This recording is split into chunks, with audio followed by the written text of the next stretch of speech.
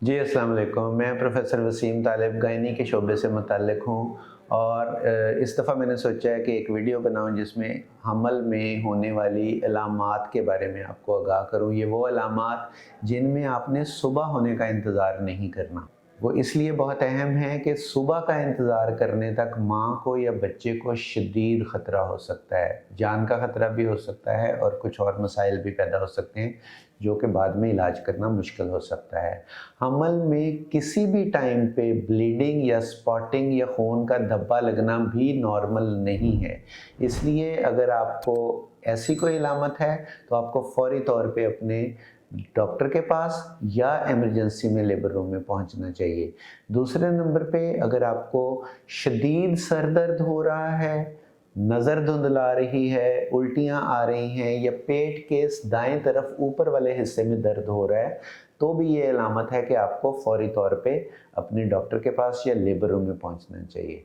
और अगर आपको एकदम से झटके लग रहे हैं, झुरझुरी सी आ रही है जो आपके कंट्रोल में नहीं हो रहा, तो ये भी एक अलामत है जिसमें आपको फ़ौरन पहुंचना चाहिए। ये आखिरी दो अलामत जो मैंने बताई हैं, सर दर्द, नज़र का धुंधलाना, पेट में दर्द और झटके लगना, ये बहुत तेज़ ब्लड प्रेशर की निशानी है।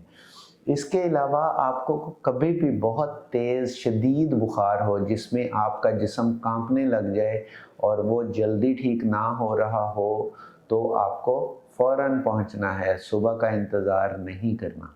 एक और बहुत अहम चीज़, जब आपको अपने बच्चे की हरकत मामूल से कम लगे और इसी हालत में 2 से 3 घंटे गुज़र जाएं, जबकि पिछले दिनों में उसी टाइम के दौरान आपको बच्चे की हरकत महसूस हो रही थी और अच्छी क्वालिटी की हो रही थी, लेकिन आज 3-4 घंटे का टाइम गुज़र गया है, आपको बच्चे की हरकत महसूस नहीं हुई उस टाइम के दौरान, तो ये भी एक वार्निंग साइन है जिसमें आपको अपने डॉक्टर के पास या लेबर रूम में पहुंचना चाहिए इमरजेंसी में। जी, एक और अलामत जिसमें आपको बहुत मोहतात होना है वो है अगर आप सुबह उठें और आपके चेहरे और हाथों पे एकदम से काफ़ी ज़्यादा सूजन हुई है और आपको कन्फ्यूजन हो रही है, आपको समझ नहीं आ रही चीज़ों की और आपको अपने होशो-हवास कायम रखना मुश्किल लग रहा है, तो ये भी अलामत है जिसमें आपको फ़ौरन अपने गायनेकोलॉजिस्ट से रजू करना चाहिए या लेबर रूम में इमरजेंसी में पहुंचना चाहिए।